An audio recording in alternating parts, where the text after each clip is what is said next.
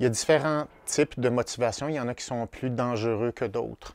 Les plus dangereux, ce sont les motivations qu'on appelle externes, c'est-à-dire qu'on fait un comportement pour avoir un renforcement purement extérieur, que ce soit de la nourriture, que ce soit de l'argent, que ce soit un avantage. Donc, c'est comme on se comporte pour avoir un échange qui est extérieur. Donc, ça, c'est une motivation externe. Il y a une autre motivation qui est encore plus insidieuse et peut-être plus dommageable dans l'ère des médias sociaux actuels, c'est la motivation introjectée. Dans le fond, c'est une espèce de motivation qui cherche l'attention sociale positive, qui est une forme de récompense, qui est extrêmement dangereuse si on court après ça, parce qu'on peut facilement développer de la dépendance envers des renforcements qui sont externes.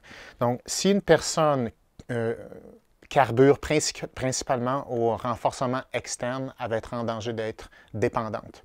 Donc, la dépendance ne fait jamais bon ménage avec la psychologie positive parce que plus tu es dépendant, plus tu vas être anxieux parce que tu ne possèdes pas le renforcement. Donc, tu vas travailler sans fin à vouloir stabiliser et maintenir un système qui est hors de ton contrôle. Donc, tu cours après ta queue sans arrêt. Donc, c'est la typique dépendance. Et si tu développes une dépendance à l'attention sociale, tu cours sans arrêt après l'attention sociale. Donc, c'est extrêmement dangereux. On est dans cette ère-là de médias sociaux où la publicité, la représentation de soi est très, très facilement accessible et avec très peu d'investissement. Mais la machine Internet, les médias sociaux, fait en sorte qu'on se transforme en produit qui alimente la machine des médias sociaux. Donc, ça veut dire que le système est fait pour qu'on dépende de cette attention-là sociale. Et en plus, c'est quantifiable. Donc, tu peux quantifier l'attention, ce qui est nouveau dans l'histoire de l'humanité. Avant, on pouvait, à une échelle réduite, savoir combien de personnes t'accordent de l'attention. Maintenant, on peut le multiplier par centaines de milliers, puis tu as des algorithmes et des outils pour mesurer le nombre de followers, de likes, de types de renforcement.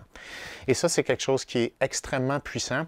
Et ça se combine au fait que le monde est de plus en plus complexe et on a de moins en moins de repères d'orientation pour faire avancer sa vie. Donc, ça veut dire qu'on nage dans un environnement complexe sans orientation. Et donc, l'environnement devient facilement une menace. Ça veut dire qu'on dépend de renforcement qui est court terme, qui est plus facilement accessible. La plus facilement accessible actuellement, c'est l'attention sociale. Donc, c'est une espèce de forme d'énergie qui est une espèce de bouée de sauvetage qui nous sauve un peu de la complexité du monde. Donc, ce qui se passe, c'est que si une personne n'est pas équipée pour faire face à la réalité, si une personne n'a pas les outils pour avancer, elle va dépendre d'un système de renforcement externe. Principalement l'attention sociale, qui est ce qu'il y a de plus accessible instantanément, gratuitement. Donc, qu'est-ce que ça fait, ça? Ça fait en sorte qu'une personne va avoir de moins en moins confiance en elle, va augmenter l'anxiété. L'environnement va la rendre anxieuse. Donc, ça va augmenter le refuge dans ce renforcement-là social, la tension sociale. Et là, il y a plusieurs mécanismes qui s'additionnent à ça. C'est-à-dire, jusqu'à quel point tu vas plier dans ta réalité, tu vas adapter ta mentalité, tes comportements pour être sûr d'avoir cette drogue-là sociale. Et là où je veux en venir aujourd'hui, c'est qu'il y a beaucoup de gens qui recherchent l'attention sociale en ligne et ils vont tout faire pour y arriver. C'est-à-dire, ils vont vendre des choses, ils vont vendre des idées, ils vont se réfugier dans de l'activisme, ils vont vouloir mettre de l'avant leur image, ils vont vouloir susciter de l'attention, peu importe quel moyen. Et il y a des parents qui vont utiliser, entre autres, leur enfant pour susciter de l'attention sociale. C'est-à-dire qu'ils vont utiliser des variables de leur environnement, leur enfant étant considéré comme une variable comme une autre. C'est-à-dire on va instrumentaliser sa propre famille, ses propres relations, ses propres enfants pour aller susciter de l'attention qui va être quantifiable dans les médias sociaux. Évidemment, tout ça, c'est recouvert d'une espèce de faux buts, de mettre de l'avant certaines vertus, puis il y a toutes sortes d'excuses, marketing, mêlées à ça. Mais il reste qu'on essaie de marchandiser, de quantifier de l'attention sociale en utilisant des personnes, dont des enfants. Et c'est un grave problème parce que ces enfants-là, n'ont jamais demandé à être sur les médias sociaux, n'ont pas demandé à avoir ce type de renforcement-là. Et c'est quelque chose qui leur est imposé.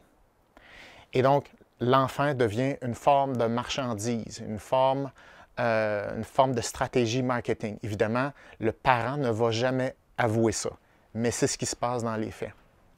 Donc, on le voit actuellement. Il va y avoir des conséquences à ça, assez importantes. Et voici ma prédiction. Dans environ une dizaine d'années, ce qu'on va voir, c'est un début de poursuite d'enfants qui vont poursuivre leurs parents. Parce que, ils vont se rendre compte qu'ils ont été utilisés comme une marchandise. Les relations ne seront pas nécessairement bonnes entre les parents et les enfants. Et d'ailleurs, c'est ce qu'on voit, c'est que les relations interpersonnelles et les relations familiales se dégradent. Combiné à ça, la confusion générale à trouver un sens à sa vie fait en sorte que les gens sont de plus en plus en détresse, les gens se sentent utilisés, les gens sont de plus en plus défensifs contre l'environnement. Donc, un enfant qui va se rendre compte qu'il a servi comme marchandise pour avoir de l'attention sociale, et là, je parle juste de l'attention sociale, mais on sait très bien sur les médias sociaux, tu peux à un moment donné transiger entre l'attention sociale et une transaction monétaire, parce que ça peut devenir une plateforme payante, les médias sociaux.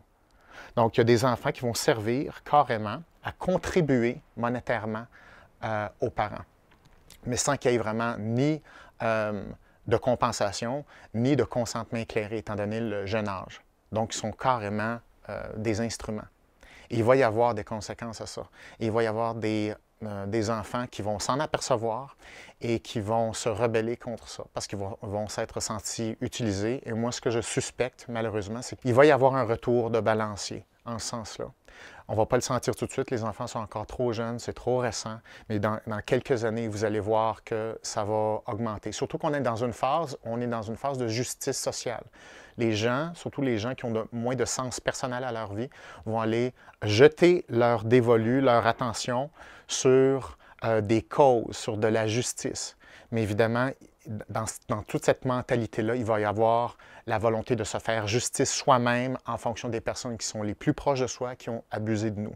Et donc, évidemment, on a le sentiment d'abus facile en ce moment, mais il y a aussi des abus réels. Et on va voir les conséquences de ça. Et moi, j'anticipe qu'il y a beaucoup d'enfants qui vont, en rétrospective, se rendre compte qu'ils ont été utilisés. Et ça va se savoir. C'est très difficile à enrayer complètement des réseaux sociaux, hein, parce qu'un coup que c'est sur Internet, c'est très difficile à effacer. Donc, il va y avoir continuellement des traces de ça.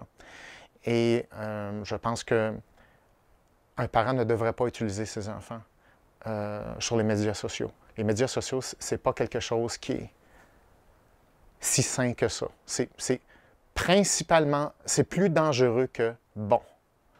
Il y a beaucoup plus de risques que d'avantages aux médias sociaux. C'est trop facilement accessible, c'est trop puissant comme renforcement. Ça altère le système de renforcement, la vision du monde, vision de soi, ça altère les relations, ça crée de la dépendance, ça déconnecte de sa propre vie, ça crée des illusions. On augmente de plus en plus les croyances qui sont déconnectées de la science et de la réalité. Ça augmente le sentiment d'impuissance, ça augmente les adhésions aux idéologies, à l'activisme. Et tout ça, ce n'est pas compatible avec une démarche pour avancer constructivement dans sa vie.